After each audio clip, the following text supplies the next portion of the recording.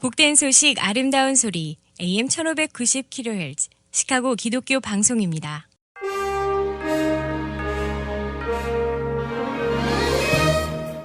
여러분 안녕하십니까? 5월 10일 월요일 KCBS 헤드라인 뉴스입니다. 기독교계 소식입니다. 릭 워런 목사가 인도하는 캘리포니아의 초대형 세대백 교회가 처음으로 여성 목회자 3사람에게 안수를 베풀었습니다. 크리스천 포스트에 따르면 여성 목회자에게 안수를 베푸는 것을 금지하는 미국 남침내 교단과 제휴하고 있는 세들백 교회는 지난 금요일 페이스북에 올린 성명에서 여성 목회자 3명에게 안수식을 하는 역사적인 밤을 보냈다고 밝혔습니다.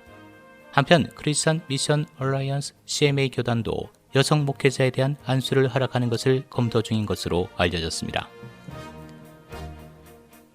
마이크 폼피오 전 국무장관은 버지니아주 버지니아 비치 캠퍼스 채플에서 가상 졸업 연설을 했습니다. 그는 리젠트 역사상 최대 규모의 졸업생으로 알려진 약 2,400명의 졸업생이 참석한 가상 졸업 연설에서 그리스도를 따르는 자들에 대한 종교의 자유가 미국 정부로부터 점점 더 심한 공격을 받고 있다고 믿는다고 말하며 타협을 하거나 믿음을 잃지 말라고 당부했습니다. 캐나다인 목사 아더 파울로스키 목사가 지난 토요일 공중보건 질서를 무시하고 대면 예배를 드린 혐의로 체포됐습니다. 이번 체포는 엘버타주 보건당국이 주 저녁에 걸쳐 공중의료법을 어기는 각종 집회와 랠리 등을 중지하라는 명령을 받은 이후 이루어졌으며 플라우스키는 오랫동안 거리 설교자로 캘거리 케이브 오브 에둘람 컨그리게이션의 목사라고 기독교 언론들이 전했습니다. 국내 로컬 소식입니다. 앤서니 파우치 국립알러지전염병연구소 소장은 코비드 백신 접종자가 늘어나면 실내 마스크 착용 규제를 완화할 수 있다고 밝혔습니다.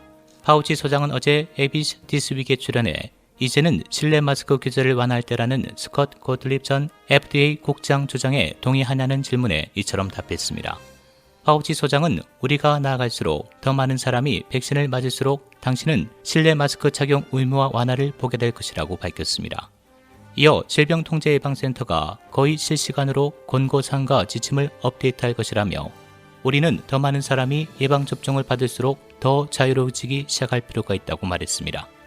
CDC에 따르면 미국 인구 3분의 1인 1억 1,200만 명이 백신 접종을 완전히 마쳤습니다. 한편 파우치 소장은 인도의 코로나19 폭증세를 종식하는 궁극적인 열쇠는 백신이라면서 다른 국가들이 백신을 지원하기 위해 협력해야 한다고 강조했습니다. 또한 백신에 대한 지식재산권 면제가 제약사들의 백신 생산 증대 노력을 저해하지는 않을 것이라고 관측했습니다. 콜로라도에서 어제 총격 사건이 발생해 최소 6명이 사망하고 용의자도 현장에서 스스로 목숨을 끊은 것으로 알려졌습니다. 언론에 따르면 어제 자정 직후 콜로라도 중부 관광지인 콜로라도 스프링스의 모빌홈 지역에서 총격이 발생해 6명이 숨지고 1명이 중상을 입고 병원으로 옮겨지나 이 또한 사망했습니다. 용의자는 생일 파티 현장에서 총을 난사한 것으로 알려졌고 범행 동기는 아직 파악되지 않았습니다. 지난 주말 오후 5시경 뉴욕 맨해튼 타임스퀘어에서 총격 사건이 일어나 3살 여아와 여성 2명 등 3명이 부상을 입었습니다. 유모차를 탄 3살 소녀가 다리에 총을 맞았고 23세 여성과 46세 여성이 각각 다리와 발에 총상을 입었습니다. 뉴욕 경찰국장은 언론 브리핑에서 이들은 맨해튼 지역의 병원으로 옮겨졌으며 생명에는 지장이 없다고 밝혔습니다. 경찰에 따르면 부상자들은 서로 모르는 사이였으며 2명에서 4명의 남성이 말다툼을 벌이다 1명이 총을 발사한 것으로 보고 있습니다.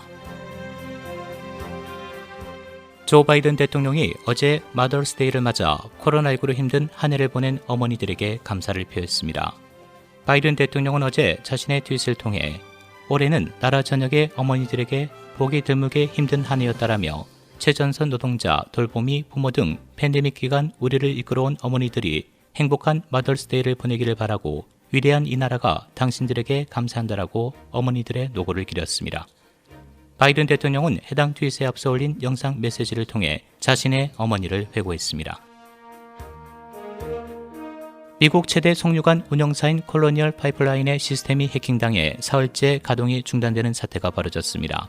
콜로니얼 파이프라인은 지난 7일 금요일 사이버 공격으로 IT 시스템이 피해를 받았고 이에 따라 모든 석유관 시설 가동을 중단했습니다. 현재까지도 핵심 라인이 여전히 마비된 상황이며 회사는 현재 복구하는 작업이 진행 중이라며 일부 소형 송유관은 재개했다고 발표했습니다. 일리노이 보건당국은 어제 1,741건의 신규 확진 사례와 30건의 추가 사망을 보고해 현재 주 누적 확진자는 135만 4,967명, 누적 사망자 24,577명을 기록하고 있습니다. 주 공무원들은 지난 주말 8만 843건의 코로나 바이러스 백신이 투여했고 7일 평균은 하루 7만 3,622건으로 늘어났다고 말했습니다. 작년 12월 이후 일리노이주에서 총 990만 8,489건의 백신이 투여됐습니다. 현재 리오픈 계획의 4단계에 있는 일리노이는 이번 주에 최종 5단계 이전의 과도기인 브릿지 단계에 들어갈 준비를 하고 있습니다. 브릿지 단계는 5월 14일에 시작되며 박물관, 동물원, 그리고 관중 이벤트와 같은 장소에서 수용 인원 제한을 높이고 비즈니스 운영도 늘릴 수 있습니다. 국제 소식입니다. 도쿄올림픽에 대한 비관론이 사그러지지 않은 가운데 올림픽 개막을 70여일 앞둔 일본 유권자 중 절반이 넘는 59%가 도쿄올림픽을 취소해야 한다는 여론조사가 발표됐습니다.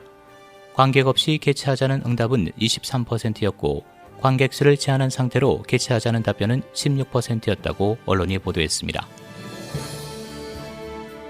코로나 바이러스가 확산하고 있는 인도에 세계 각국의 의료와 방역 지원품이 집중되고 있지만 현장에서는 물품 부족에 시달리는 것으로 나타났습니다. 인도 일부 지역에서는 물품이 도착한 지 일주일이 지났지만 배송 정보에 대해 전혀 아는 게 없다는 비판이 나오고 있다고 언론이 전했습니다. 문재인 대통령이 4주년 취임 특별연설에서 코로나 위기 극복을 강조했습니다. 9월 말까지 백신 1차 접종을 완료하고 집단 면역 형성을 앞당기겠다고 했습니다. 한편 고령층의 코로나19 백신 접종 예약이 오늘부터 65세 이상으로 확대됐습니다. 정부는 예방접종에 적극 참여해 줄 것을 강조하면서 접종 후 이상 반응에 대해 의료비 지원책을 내놨습니다. 날씨입니다. 오늘은 오전에 흐리고 곳에 따라 비가 내리겠으며 오후 들어서는 차차 맑아지겠습니다. 오늘 낮 최고 기온 51도, 밤 최저 기온 37도, 화요일인 내일은 맑고 대체로 쌀쌀한 날씨 보이겠습니다. 내일 낮 최고 기온 54도, 밤 최저 기온 36도입니다. 지금까지 KCBS 뉴스 박상준이었습니다.